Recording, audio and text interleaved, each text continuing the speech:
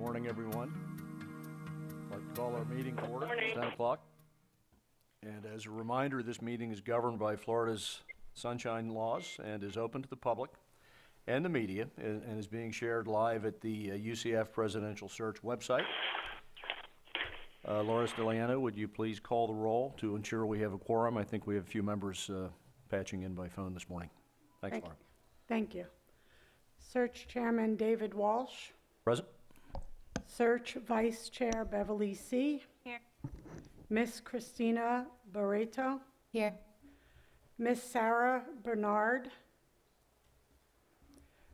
Dr. Gordon Chavez. Present. Dr. Manoj Chopra. Here. Mayor Buddy Dyer. The Honorable Sidney Kitson. Here. Mr. Michael Manglardi. Here. Mr. Ken Robinson. Here. The Honorable Conrad Santiago.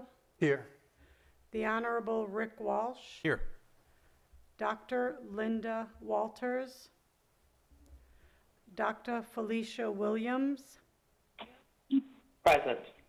Trustee William Yergin. Here. Chairman, you have a quorum. Thank you, Laura. Our first item of business will be to approve the minutes from our last meeting, which was January 10th, 2018. The minutes were sent to you last week and should be in your packets. Is there any discussion about the minutes? Move to approve. Second. Thank you. With that, can we vote to approve the minutes? Here. All those in favor, aye? Aye. Any opposed, like sign? Aye. With that, the minutes are approved. The motion passes. Our next agenda item is we've had updates both to the Board of Trustees in last month's meeting a few weeks ago and to the Board of Governors of our deliberations. I'd like to Joining the meeting. Sid Kitson, the Vice Chairman of the Board of Governors, who recently provided the board an update on our search to provide some perspectives on his presentation to the Board of Governors and how that was received. Sid? Thank you, Mr. Chairman. I appreciate it. I was able to give the board, I think, a fairly thorough update on not only the process, but our progress to date. Obviously, we're starting to get into the meat of this, so there'll be a lot more to report, and I look forward to continuing to provide as much information as possible to the board as we go forward. You know, because of the sunshine laws, I'm not able to talk to any of our, as we all know, anybody talk to our my fellow board members individually. But I saw a lot of head nodding throughout the process or during my my discussion. I think one of the things that everybody recognizes is that President Hitt was here for 26 years, and boy, these are big shoes to fill, and everyone understands that. I think there's been a real appreciation to the transparency of this board. I think there's a real recognition of the effort and the professionalism by which this is going forward, and I personally am very, very proud to be a part of it. We're talking, when you talk about the needs that we have and the skills that this new president is going to have, I mean, this university has grown at an incredible pace. I think from over the 26 years, it went from over 21,000 to now over 64,000 students, which is really remarkable. Now the second largest university in the United States, and of course, football national champions. So this new president, will not only lead an established campus that's right here in Orlando, but you're going to have to lead the efforts to grow the Lake Nona Health Sciences campus, which was approved by the Board of Governors back in 2006, and the new downtown Orlando campus, which was approved by the Board of Governors, I believe, in 2016. So when you think about this, one of these is actually in a startup mode, and really needs to kind of build its own identity. This is going to take some unique skill sets to be able to perform and do those types of things. There's also a big part of the challenge will be, with all this going on, to maintain the quality of undergraduate and graduate education while growing these two additional sites. This is a pretty big lift. Just a quick couple of other things. The Board of Governors has been focused on increasing the national and international reputation of the state university system's research efforts. You all know that better than anybody. And the new president will need to provide outstanding leadership to UCF research enterprise that is really continuing to gain stature. I think everyone here is very, very proud of that. And then also the Board of Governors has strongly promoted tech transfer that translates discoveries and inventions to business and industry and government. And UCF already has really a vast network of partnerships and businesses, the community and other post-secondary institutions. So these are already well established and on a really good track. So UCF's new president will need to be really truly a successful advocate for continued tech transfer so that the university's research efforts have the kind of impact that we expect in addressing Florida's and other nations and our nation's future challenges. So I guess just to finish here very quickly, Mr. Chairman, I think this process has gone very, very well. As I said, I'm proud to be a part of it. I love how transparent it is and has been. But we have, I think, a big challenge ahead of us when you think about the skills that are going to be needed for this individual. And I think particularly from the Board of Governors, that's something they're going to be really paying attention to. Thank you. Thank you, Sid. Are there any questions for Sid or for the Board of Governors through Sid's presentation? Okay, with that, thanks again. And I did mention last month I was able to update the UCF Board of Trustees on our search and the progress we're making. Board members were very appreciative of the work we've done, the very open process we're conducting, and especially the lengths we've taken to share information about the search and listen to the community at large, the university community, the Central Florida community, through various means we've deployed to gather inputs on the importance of the search and the qualities of a new president, as would have a bearing on the trajectory continuance of the university. So that presentation went well. I'll also mention the board did approve the compensation survey that we reviewed and approved in our last meeting. So that's become embedded now update of the compensation committee's continuous compensation study for the position that's on hand. And we really have this morning one other really significant agenda item, and that's to have an update from Lori Wilder. So Lori, I think you're on the phone with us. Yes, sir. She is, as you know, president of Parker Executive Search, to give us an update on progress. We've seen the official submitted candidates week by week. They're being made available to all of us and the public.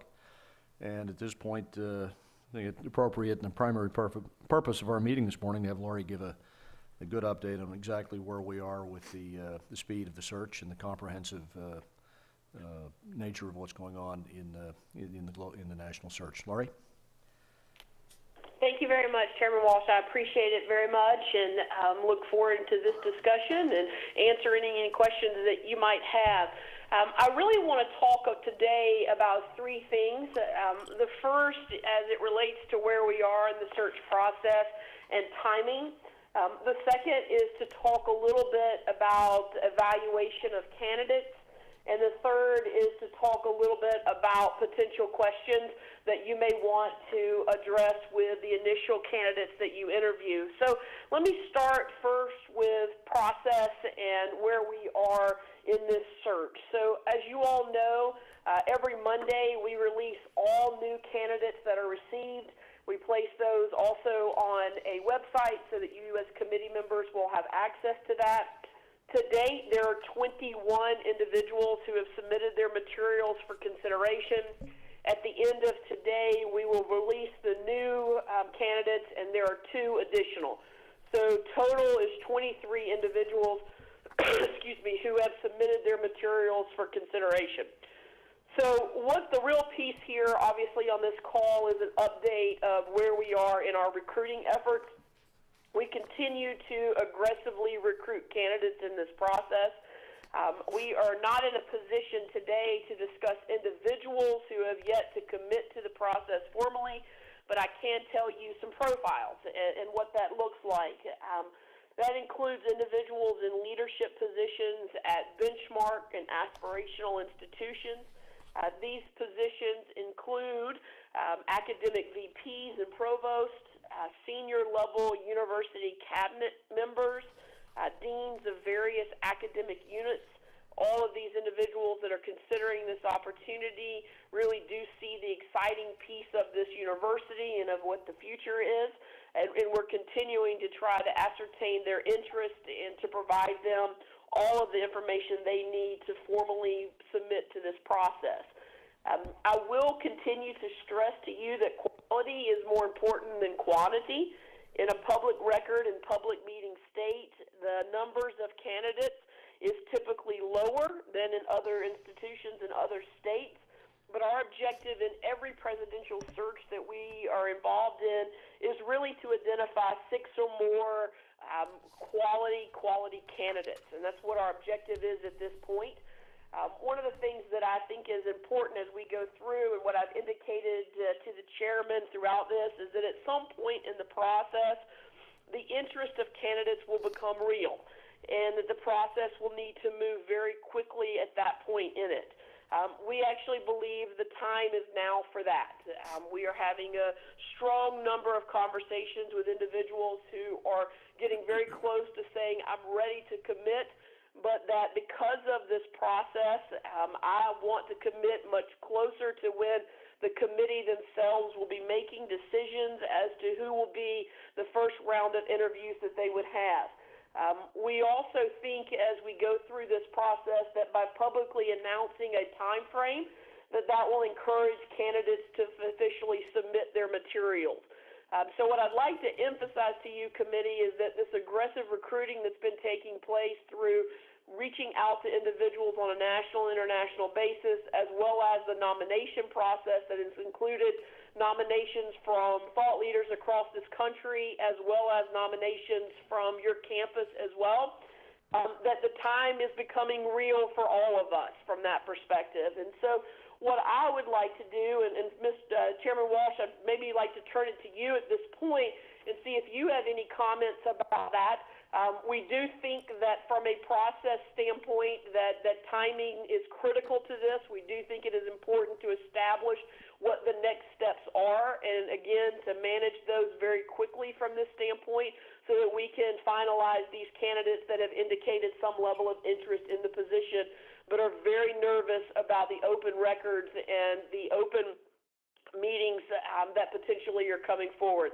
As we have consistently said throughout, those individuals who are very happy where they are today, who are highly engaged in academic leadership, who are engaged in fundraising, are very, very scared to put their information forward because of their reputations and relationships that they have on their own home campuses.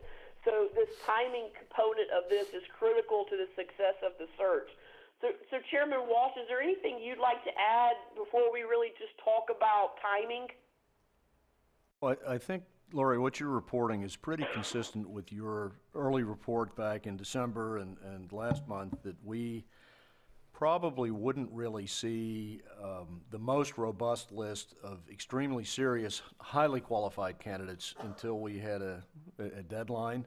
And then folks, because of the Sunshine Law, maybe not wanting their credentials exposed broadly, wait to see what that deadline might be to go ahead and then commit to us, that would then expose their identity and their CVs publicly for consideration. So it looks like you're moving in the direction of suggesting we're now getting close to where we ought to establish a deadline for the purpose of really, if you will, chumming or causing the large wave of serious candidates to perhaps emerge fairly soon.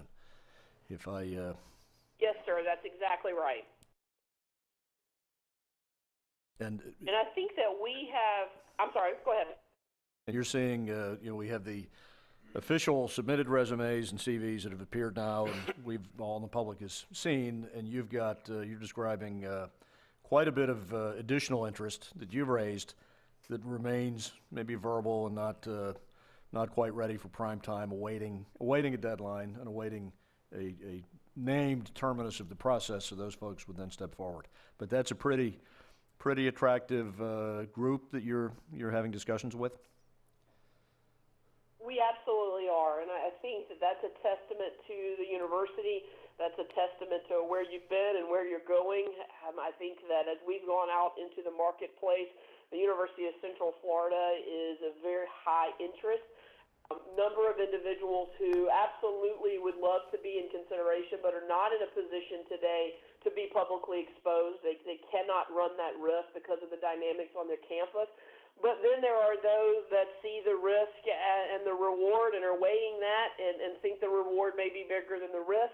But what is critically important to them is that the next steps in this process are timed, they are appropriate so that there is enough transparency on campus and engagement by the campus constituency groups, but that they do not lag on and on. And I think that's a critically important piece. They need to have a definite end in sight.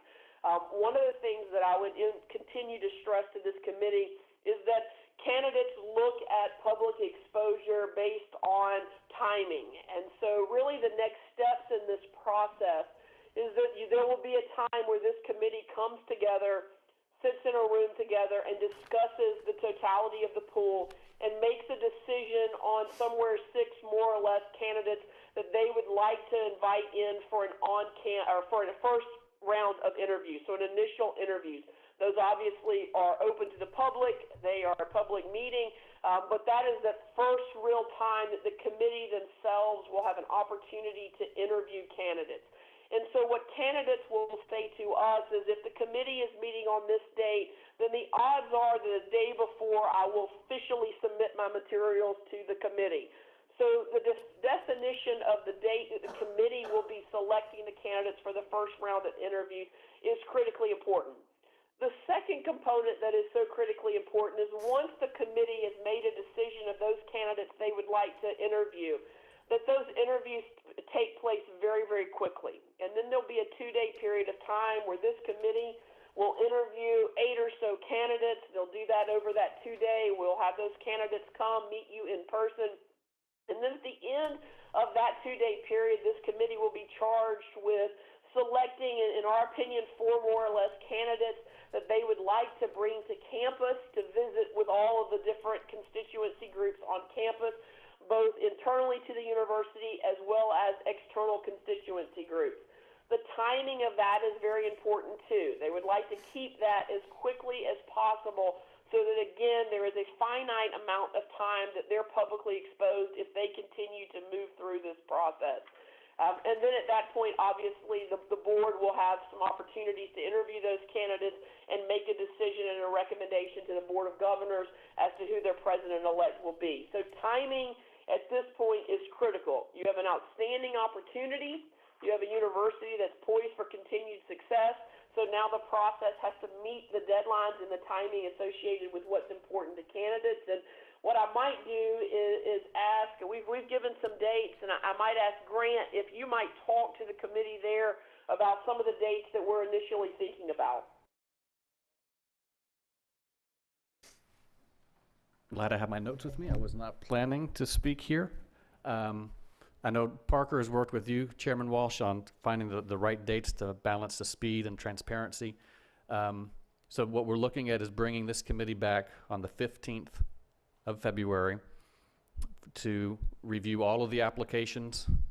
Parker will provide those to you and then make a recommendation on the 8 to 10 semifinalists you want to interview.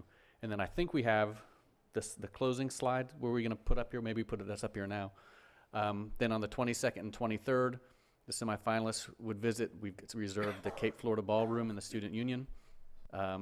Per Chairman Walsh's recommendation, those will be, I think, 75-minute interviews per candidate. And then at the end of the day on the 23rd, the committee would vote, as Lori said, to bring 3 to 5 unranked finalists to campus for visits. Those 2-day visits would start on March 1st, run through the 8th. They would meet with students, faculty, staff, alumni, donors, leaders, to get a full comprehensive look at UCF. And then the Board of Trustees would meet on March 9th for a special meeting where then all of those candidates would come back, have interviews with the board. The board would have a discussion. The board would also have an opportunity to review the feedback from the campus visits. So they'll be able to take a look at what everybody thought about the candidates and then ultimately make a selection on the 9th, which would lead to the Board of Governors either the 28th or 29th of March, confirming that selection. Did I get that right?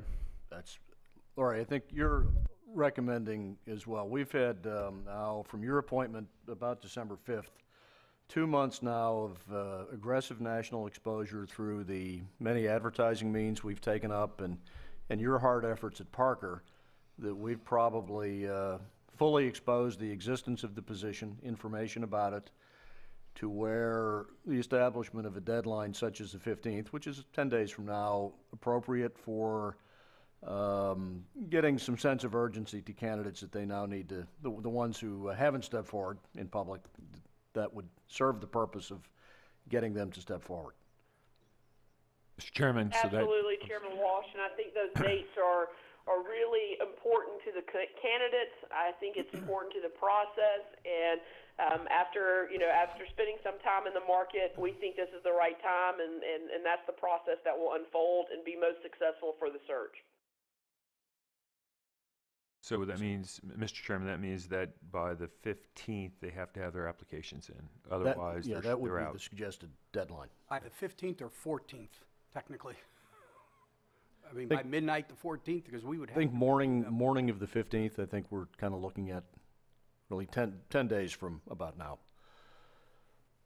And one of the things I would tell you, committee, is that we are always asking candidates and potential candidates to submit sooner than later. So this is not a process in which we want all of the candidates to come on the very last day. This is just the world that we're living in, and the world associated with the open transparency and open records in people's careers and so in their lives, quite frankly. And so we will continue to encourage them to come in earlier than later, but I do think that there will be a handful or so candidates that will submit that very last moment, which means most likely that they'll come in on the 14th of February.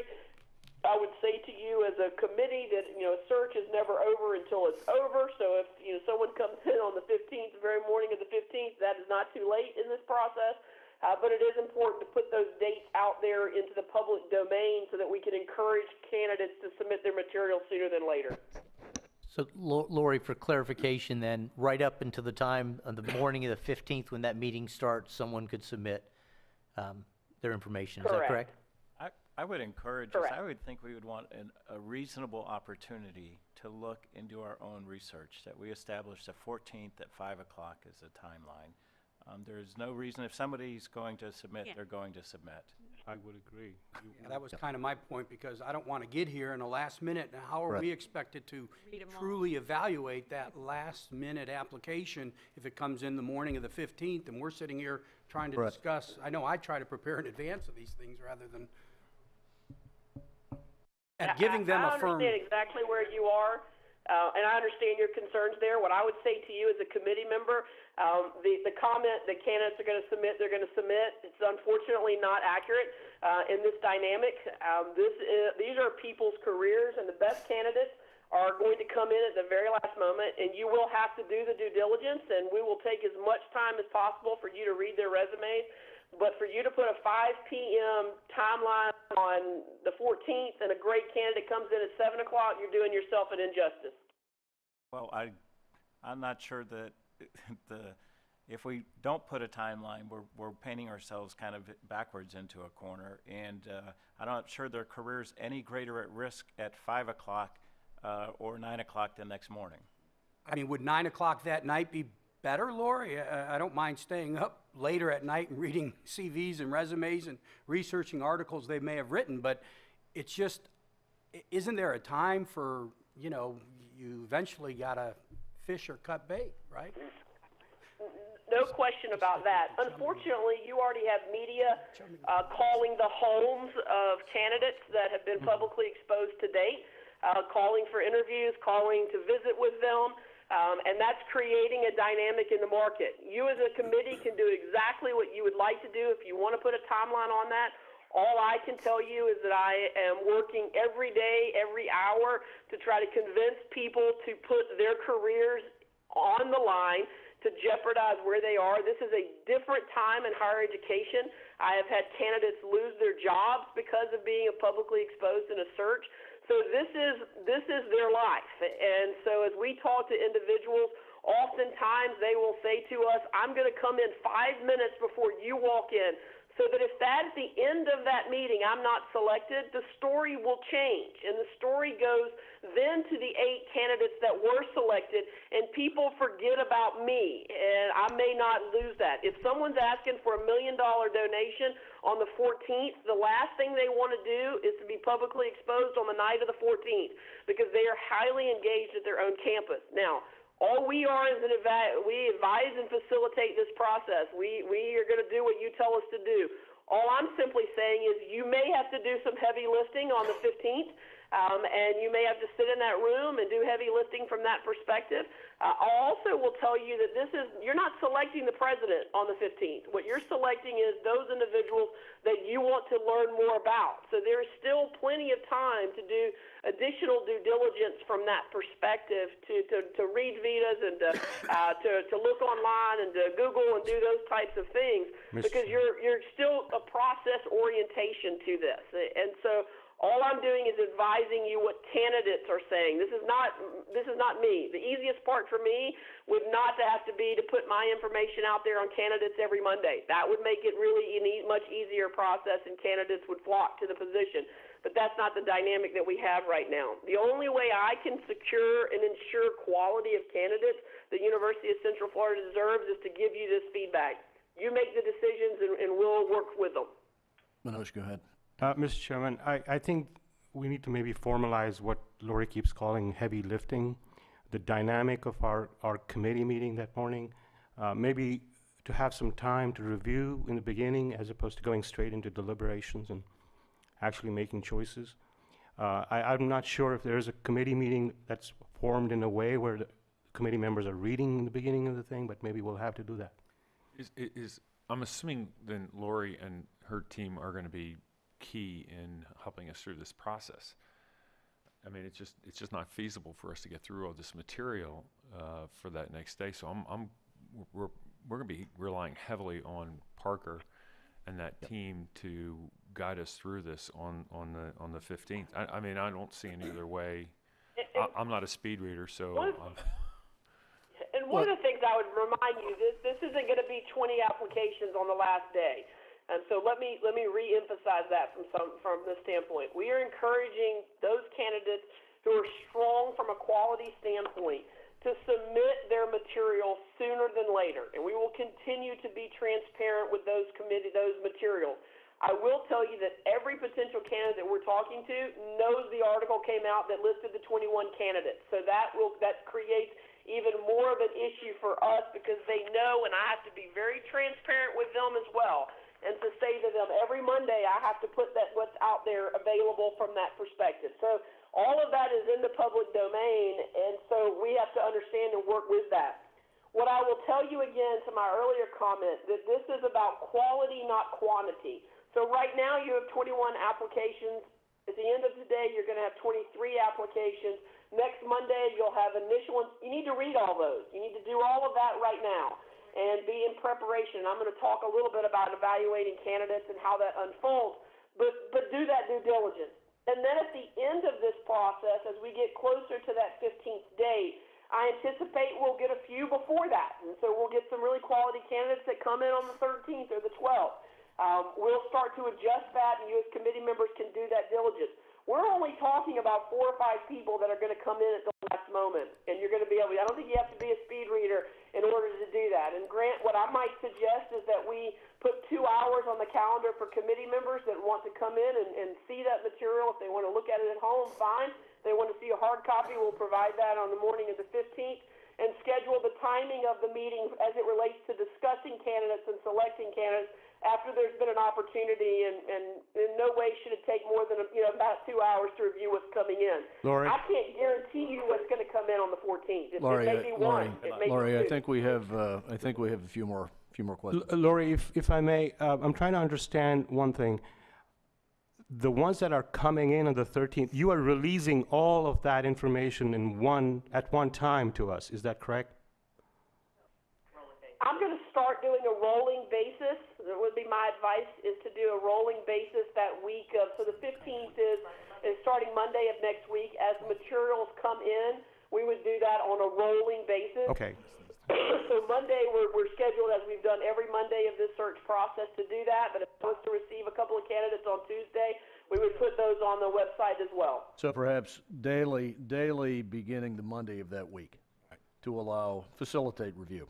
Lori, are you Correct, providing some sort of a format that reflects certain criteria that we need to follow to evaluate the candidates, at least on a preliminary basis, that would allow us to be consistent versus Sure. being subjective entirely in terms of our evaluation of the candidate initially, at least? Okay, yeah, let's talk a little bit about that, and I'll answer any questions you have as well, because one of the pieces here is the evaluation of candidates. And one of the things that's most important as you start to evaluate candidates is to remember that you are not selecting the president. That is not your role. That is not this time in the search process. What you are able to do at this point is to review the materials and make a decision if you want to learn more. So if you'd like to bring an individual in to ask more questions, to engage with them, you like a lot of what you see, and then that's what we'll discuss on the 15th. And so the question about a rubric or a metric is a way to measure candidates and be quantifiable is great. Unfortunately, that just does not work in the sunshine, because what creates, if you were to do a metric and say these are the numeric values, is it creates a forced ranking. And candidates will be exposed to that. They will see that. And if they see they're not a top 3 candidate, they will withdraw. And they will say, I'm not going to continue to go through a process if I'm not a leading candidate in that. So one of the ways that we work through an open record state is to really talk about elevation of candidates. And so what I'd ask you to do as individual committee members is to be prepared for the meeting on the 15th of, these are the 6 or so candidates that I really have an interest in, and I like lots of what I see in their resumes and CVs, and I'd like to learn more about them. And when we come to that meeting on the 15th, after everyone has had the proper time to review materials, then we'll be in a position at that point to really be able to say, okay, who is someone that you would like to elevate and would like to evaluate for consideration? And we'll have a conversation about that, get a consensus from the committee, and then we'll say, okay, we're going to invite this individual in for an interview. So it's much more, and it doesn't mean that it's subjective, because what you need to do as you're individually reviewing the candidate materials is to go back to the position description and go back to the Board of Trustees comments that they had as it relates to these are the expectations of the next president, and look at candidates individually based on those dynamics. But again, what we would ask you to do is to come to that meeting on the 15th prepared to say, these are the 6 or so candidates that I'd really like to see interview and learn more about. Lori, we identified a list of characteristics that we would like in the new president. There were about a dozen or so. And I understand your hesitancy to do any kind of numerical ranking, but can you provide us any information by candidate based on the characteristics that we've been given to select our group from? We will have that conversation verbally on the 15th, and we're not going to be in a position to write a report, so to speak, and say these are all of the pieces that they bring to the table. I think you'll be able to vet that through their CV and their letter of interest, but then we can have those conversations on the 15th where we'll be able to provide you more information. Lori, when I was on your website, I went to print the list of the candidates. Is that something that is not printable from the website? It is not. Our website is not printable or savable. Okay. And in complying with the sunshine laws, is it correct that you're releasing these every Monday? And how often do you have to release to be in compliance? We have been, I think there is an open Foyer for every Monday. So every Monday we have been, and Grant, you might suggest that, but at the close of business on Monday, we've been putting it on the website, but also sending a Dropbox that includes all the information. So how do you plan on doing it when it comes to the 15th? Going back to the initial, when are we going to close the request? Said she was going to roll it. It's a rolling basis at that point. So on Monday, at the end of the day Monday, I'll give you everything I have then. And as individuals are presented to us the following Tuesday and Wednesday, then we will put that on the website and provide it to Grant in a Dropbox of hard copy information. They become available to the public at that moment. Yep. Grant's walking to the podium. So it'd be a daily. That'll be up to you. Lori, we talked, this Dave here, we talked really a few minutes ago about a daily release beginning the Monday of that week for any new formal applicants. Is that not, that's kind of what we concluded, I think. That's what I just said. We would do that on a rolling basis. The Foyer that's to the committee. I'm not in charge of Foyer, so Grant can talk to you about Foyer. I'm going to give it to the committee. If I'm Foyer, I'll give it to Grant in hard copy to be presented to the public. By Monday, you're referring to the 12th. You have to tell me what to do there. I'm not subject to Foyer. Well, what we agreed to, we had, as this process started, we had lots of different media requesting information. We sort of worked with them collectively to say, how about every Monday afternoon? We'll just submit to you and release everything that we have. That's worked well so far. That being said, if somebody wants to start making daily requests of us, we'll return it over, anything new on a daily basis. But what we've set up right now is every Monday. Yeah, it sounds as though, Mr. Chairman, although I was initially wanting to set the deadline, Lori seems pretty passionate about it. We pay them a lot of money to give us advice and recommendations, and I would be willing to do it the way Lori is suggesting, as long as of that Monday they're rolling, so every day we can go and look at the ones that might be applying. It may mean that that morning of the 15th we come in and spend the first hour or so just reviewing any very recent ones that came in on late the 14th or early on the 15th. But I would defer to Lori's judgment on the deadline because of what you hear from her. Yeah, Lori, and to be clear, I think you're suggesting that the evening or night of the 14th, there might be 2 or 3 additional, it wouldn't be probably 12 or 15 at the literally the last moment. Absolutely, yes, sir. I think she was saying also that we could get some the morning of the 15th. Didn't I hear that? So if we could get some the morning of the 15th, we have to assume a lot of people are thinking about that, so there may be more, and the onus should be on us to figure out that if it enhances the quality and the number of interested applicants, let's just let it go on the 15th. Whatever comes in, we start reviewing those, David, under the chair here, because that makes more sense. Supporting that, I think what we're hearing in terms of input is deadline is good. We need a deadline. We're probably in the range of 10 days from now, probably pretty good time for a deadline based on the interest registered to date, just down to the nuance of do we have 4 or 5 hours to deliberate over last moment applications that could be, exposed to a little bit more sunshine.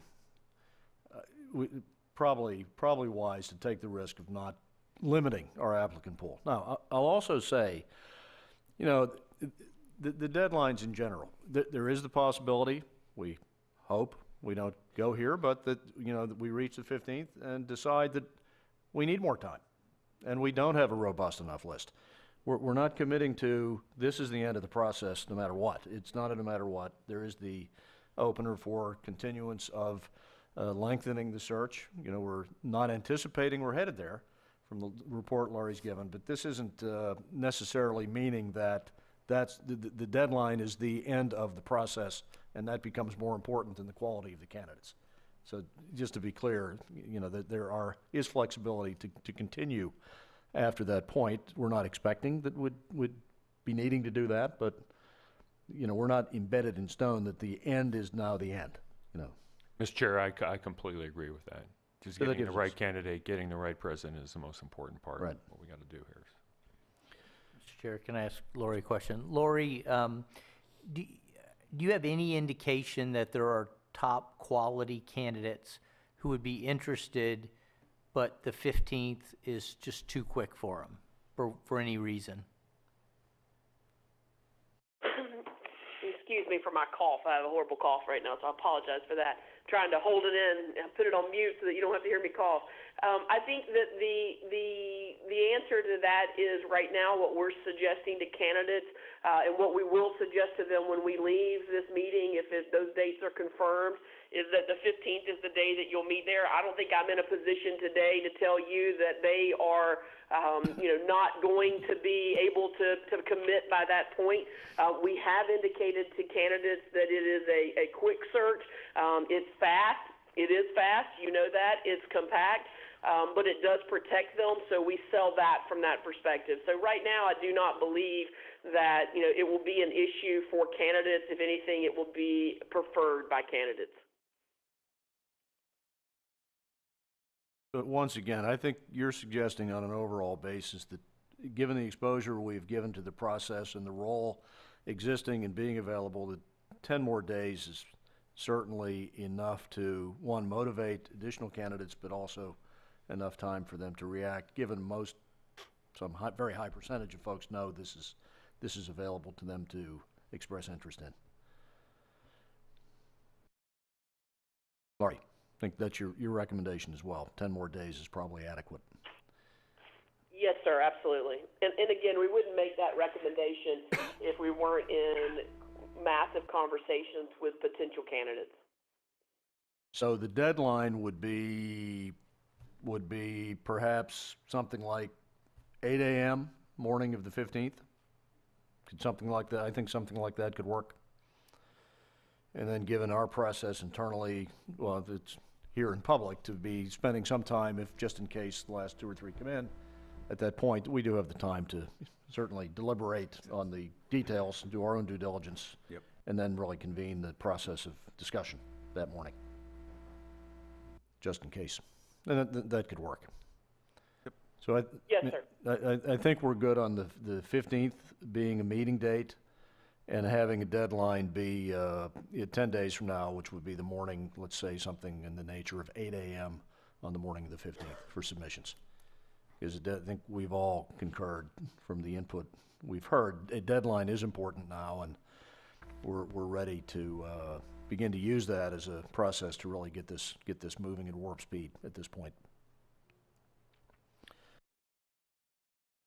Okay, so with that update, if that's Lori, did you have more on top of that? Yeah, the only thing else I would like to add, Mr. Chairman, is if the committee will begin in their minds to think about potential questions that you may be interested in asking candidates at the first round interviews. You typically can ask somewhere between 12 and 14 questions, with one of those questions leaving 5 to 10 minutes for the candidate to ask you as members of the committee questions, because that's an important aspect as well. So if you'll start thinking about that, we'll have a discussion on the 15th as well, after the committee makes their choices as to who they would like to interview. But we'll discuss that, but I do want you to start thinking about those important areas. What we will do is we'll take that information from the committee. So if there is a member of the committee that would like to submit to us, this is an important area for us, then we'll take all that information, put together a list of questions, and then we can discuss that again on the 15th. I just want that to be in people's minds as well. And to clarify that, that's about the process of the meeting the semifinalists on 22 and 23 February involves the committee asking each one the same questions, not different ones, and having a finite list of questions so the meetings can continue expeditiously and we get through 10 candidates. And then also the same process on the 1st through the 8th of the finalist visit, that they're being provided the same questions at that point in time, so that as a required part of the process. Yes, they're not getting different questions.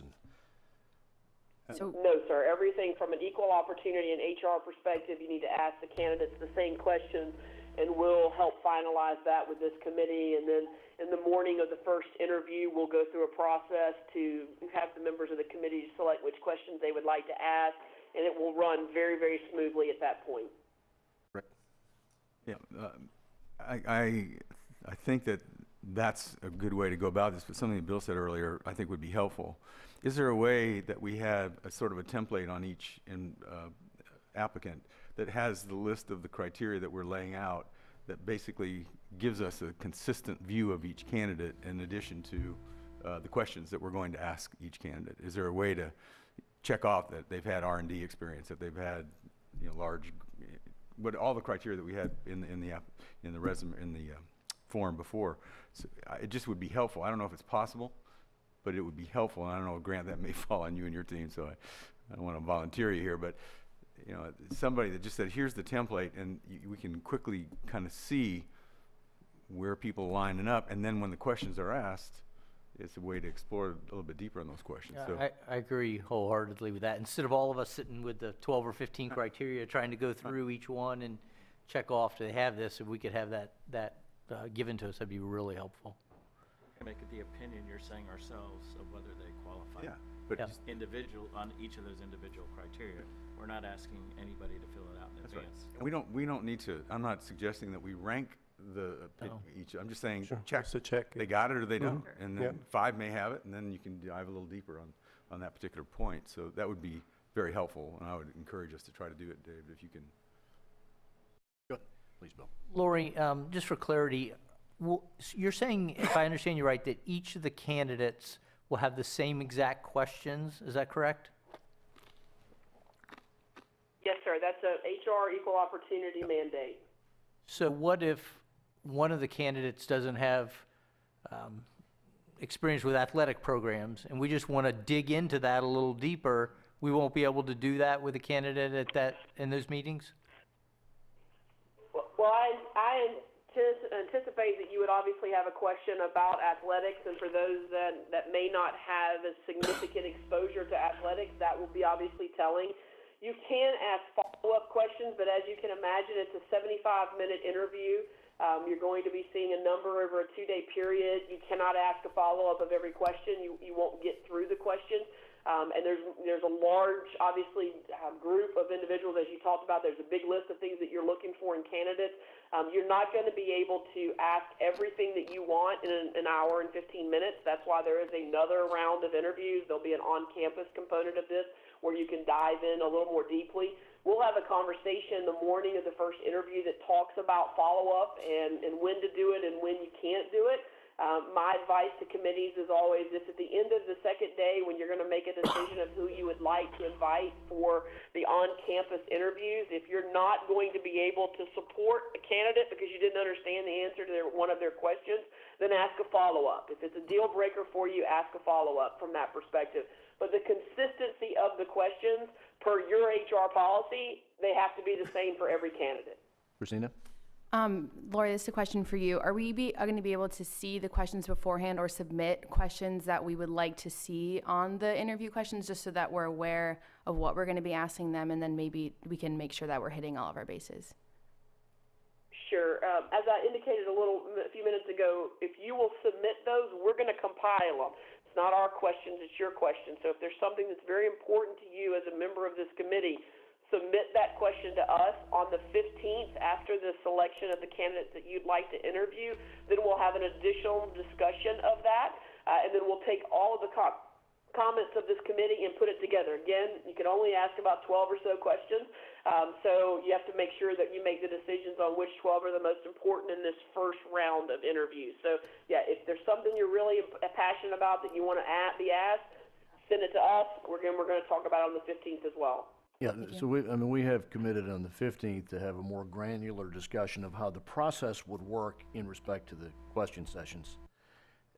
Given the need for consistent questions across the candidate pool, sounds like when we get to that, the 15th, some process of requesting clarifications of maybe comments made would work, but then coming up with brand new questions as follow-ups may not really be consistent with the fact of needing to have the same questions asked. That maybe we head there, but that's something we can get into on the 15th in some depth. I think it creates a little bit of tension for me. I've hired a lot of people over the last 30 years, but never anyone as important as what we're trying to do here. And to feel like, we got 12 questions and, we're limited and we can't ask any questions. I'm not saying, I understand the importance of keeping this moving along and not dragging this out, but it does create a little bit of angst for me, thinking that we're that limited for such an important position we're trying to fill.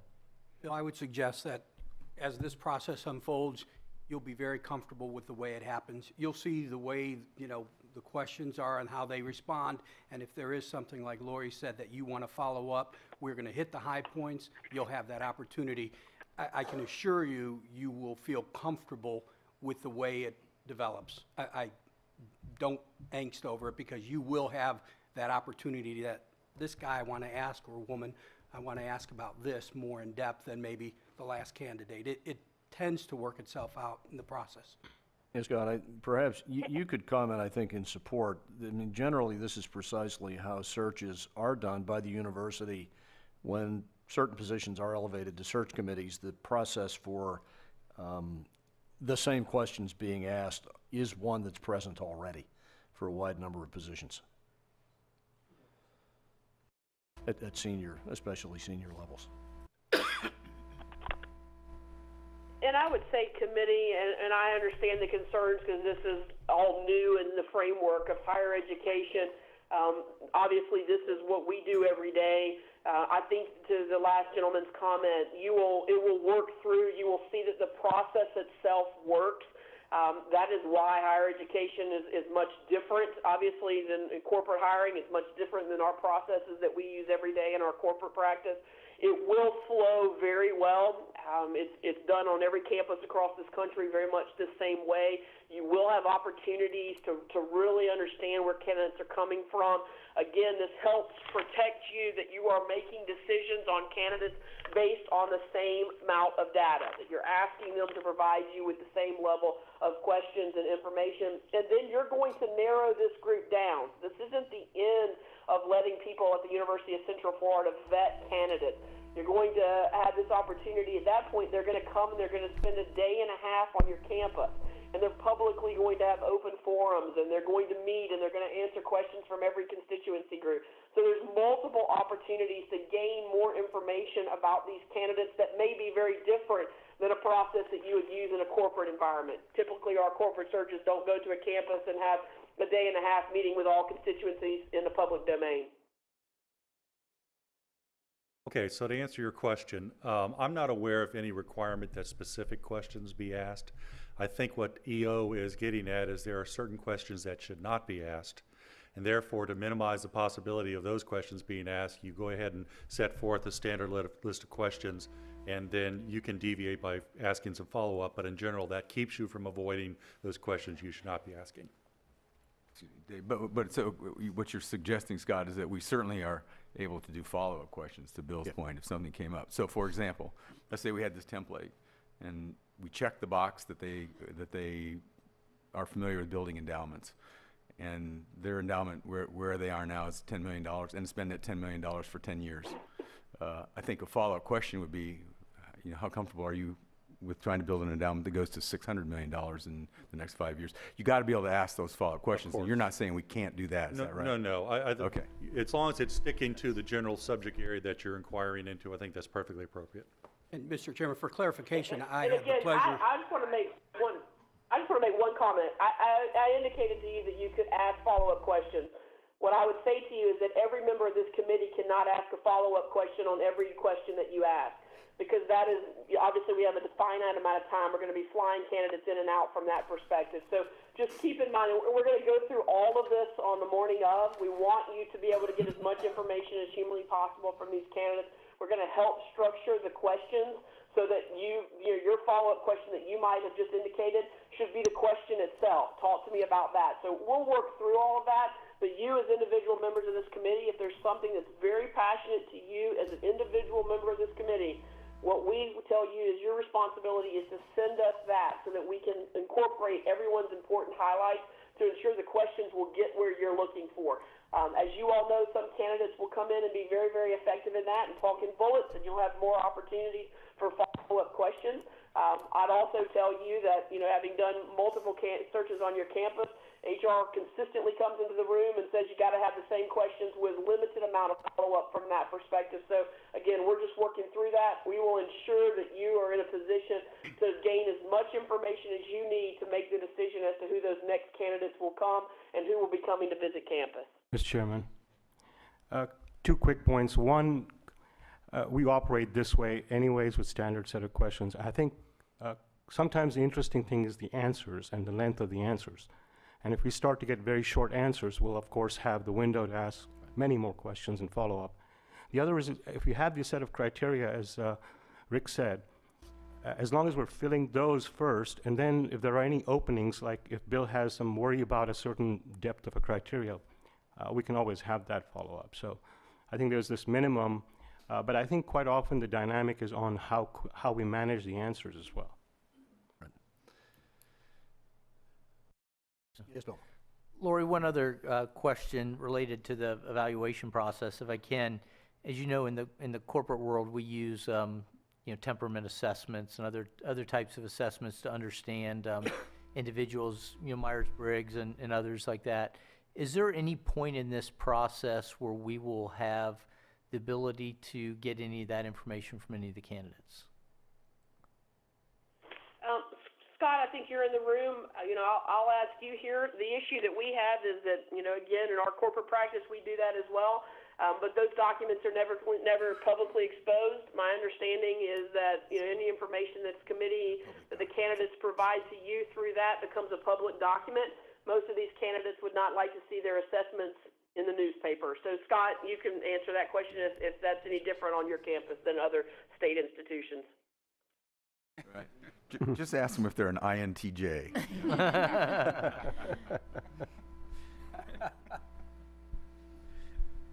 Grant, important question. Have we polled the search committee for availability on the 15th? Are we in a pretty good position to know we'll have a quorum, and we've assessed the availability of our team here for that meeting? We'll have a robust quorum on the 15th. And enthusiastic. And that should be... And good-looking, if I might add that. Above average.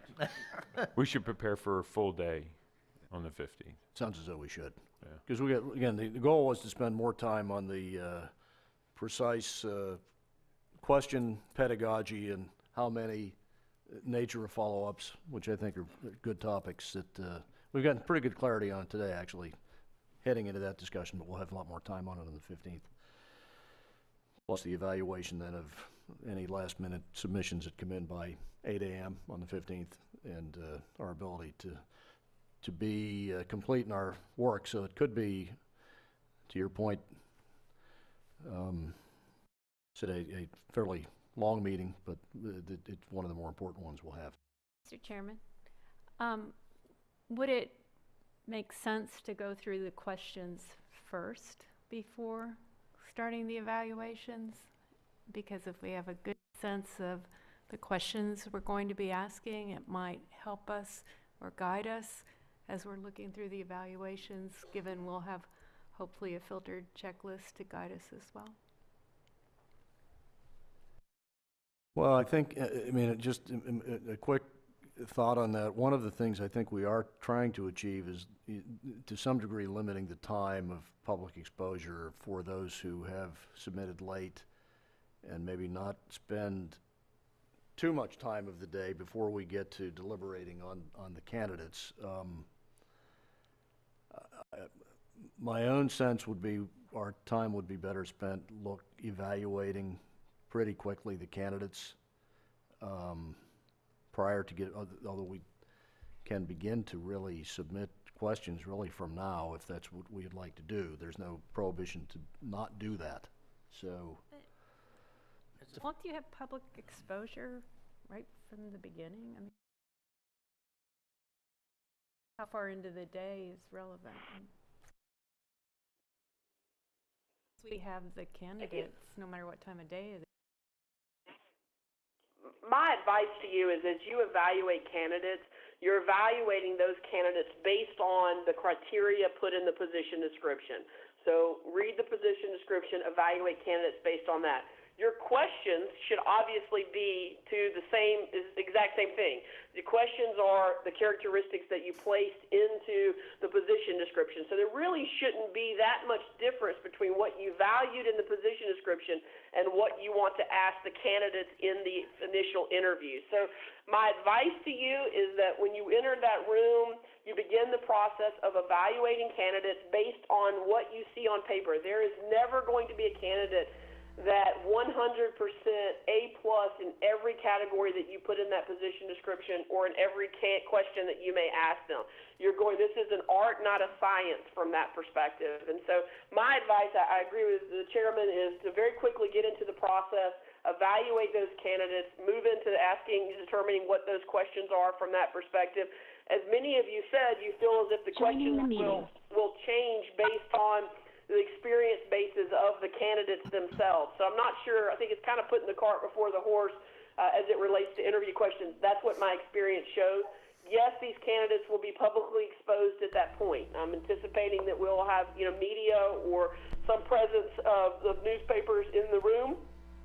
And at that point, they could live tweet who those candidates are at that point. So, but the reality of it is you're talking about the same thing. How you're evaluating candidates and what you're asking about should be very much the same in sync. Laura, I guess in public processes such as ours in a Sunshine State, you're suggesting typical processes like this involve then getting to the selection first before questions are developed. Because I think you're saying we could perturbate the question development into de facto kind of a second set of criteria where we actually have a set of criteria that we've agreed to already. It exists, and we don't want to look like we're replacing that with suddenly a new set of criteria in formulating questions that then would drive a selection. We have a set of criteria at this point.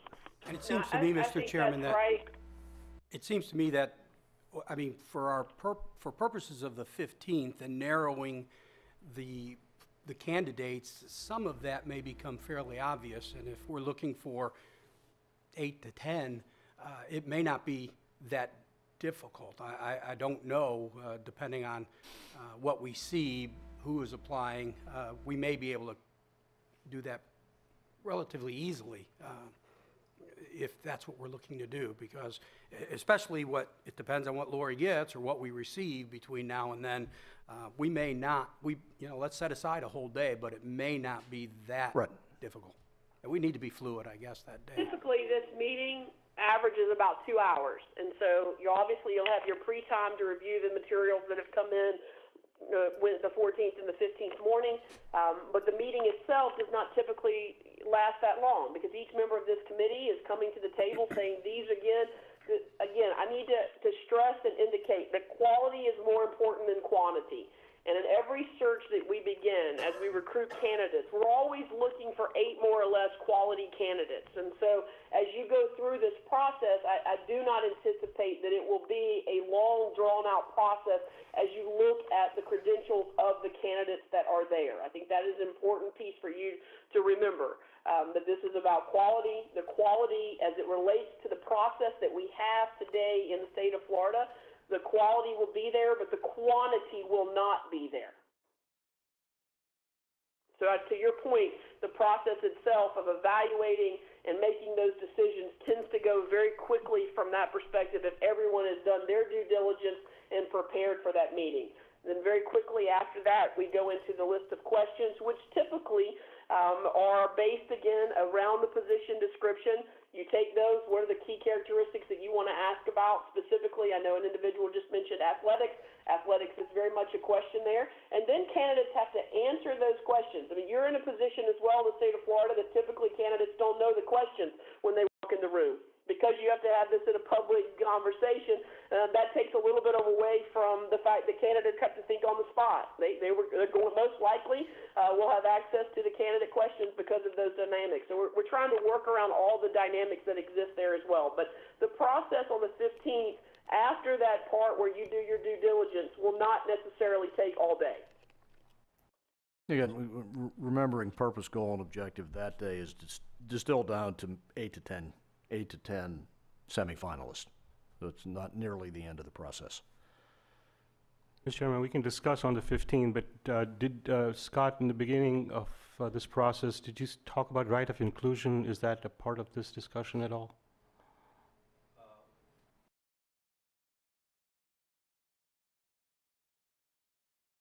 Are you talking about getting diversity in our candidates, or? And also, if a committee member feels strongly that at one time you can have this inclusion of a candidate We do that at lower levels where Not sure, so explain that with if a candidate doesn't make the top 8, but you feel strongly about it, you have a way of bringing it back into at least a discussion. That is not currently part of this process, but if the committee agrees that they would like to do that, they're certainly able to do that. I'm not advocating, but there may be something. We use a right of inclusion, which means you have one shot at one level to advocate for a candidate as a committee member. If you don't feel like that's important, I'm not strongly pushing that. I'm understanding on the 15th, we'll all have an opportunity to discuss which candidates we'd like to include and to advocate for candidates. Is that correct? I'm talking about post-consensus. So if you get down to the top 8, and then if there's any, if it's not a unanimous list, and we can discuss that, or you have time to develop that, Mr. Chairman. It is important that we recall, though, the committee is not bringing forward a ranked list of semifinalists nor finalists. Right. With, rankings that would come out of a process like that. The flexibility is there for that, okay. But the sense of the meeting and then the next meetings, to winnow down, are about providing inputs and feelings, hopefully on positive attributes of those who should emerge based on our own assessment publicly. Well, I think to stick with this time schedule, that you would want to resolve everything at the meeting and not have a process where someone else could then have to be considered again. Right. That would be the goal. And Mr. Chairman, for clarification, because we can't talk one-on-one, I have had the honor of serving on one of these committees before, and I can tell you that the process does work, and I know Dr. Chopra has also served on several of these committees, and the existing process of the questions that we'll go and ask, it kind of works itself out. We're not reinventing the wheel, at least in this process. So I feel pretty comfortable that you'll have all of your questions answered by the time we get to it.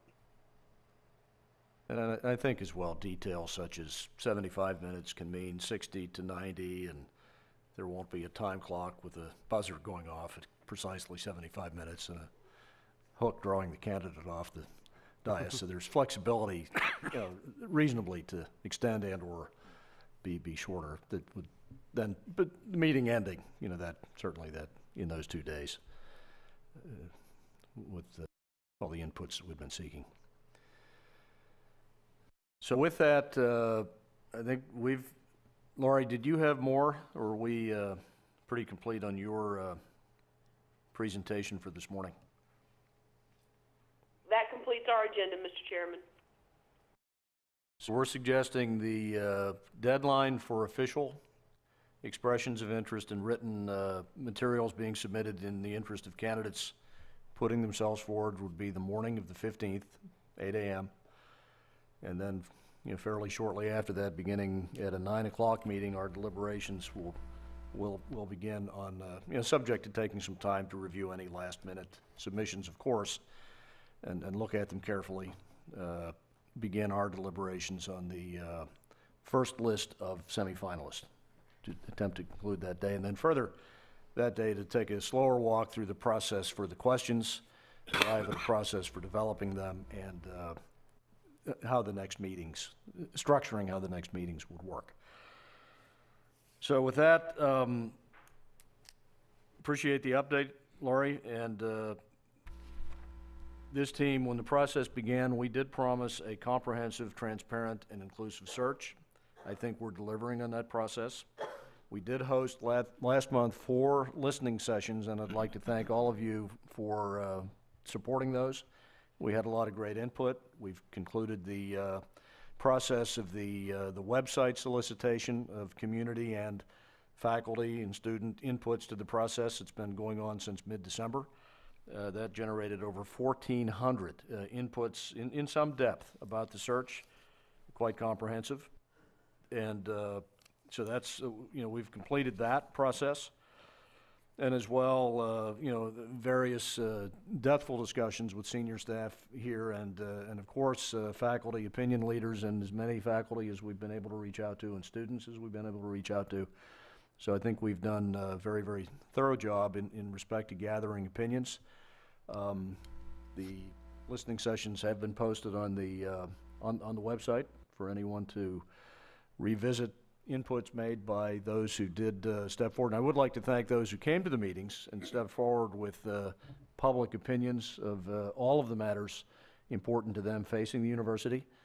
So we've got the ability to go back and look at those, and of course the written inputs that came into the website. So we've done, I think, our level best to be as open and inclusive as possible.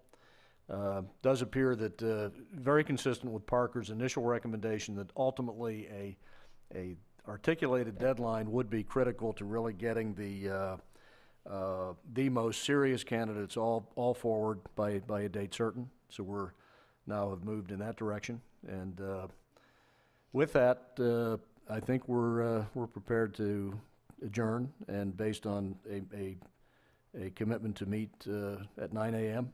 on the 15th. One item, if Yes, I sir. may. At the last meeting, Bill, I believe, brought up having President Hitt speak to this group about his thoughts, and I believe that was you, Bill. We haven't had that opportunity yet. I certainly would be happy to come in early on the 15th, maybe at 8:30 or 8:45, and hear his thoughts going forward. Well, we've had, there have been discussions with Dr. Hitt, and of course with the balance of the senior team reporting into him about the process on an ongoing basis. I think we can take under advisement that request, Okay. and you know, evaluate the schedule and how that would fit. But that input was raised in the last meeting. Yeah, and I would recommend or suggest that you first consult with Chairman Mark Chena. Of course. Because I think Yeah. there has been some conscious effort to maybe insulate Dr. Hitt. I think it would be valuable for us, but in the same token, I think the Board of Trustees may be looking to, you could comment on Yeah, that better. and I think the Board of Governors also has some feelings on the, you know, not having the process appear to be directed by the incumbent in any and all of the searches of this nature. So that, I mean, there could be some thoughts on that it may not be the best thing, because you get into a depthful presentation, you wind up maybe some inferred direction being provided that really is unintended. I think he's been very respectful of the space between. Yes. And No question. There has been a very good separation of those, so it was more of a respectful situation than Yep. anything else. It's appreciated in that context. So, with that, appreciate your attending this morning's session, and we'll convene again at 9 a.m. on the 15th. And that will be at the Alumni Center at the Fairwinds on that day. Thank you.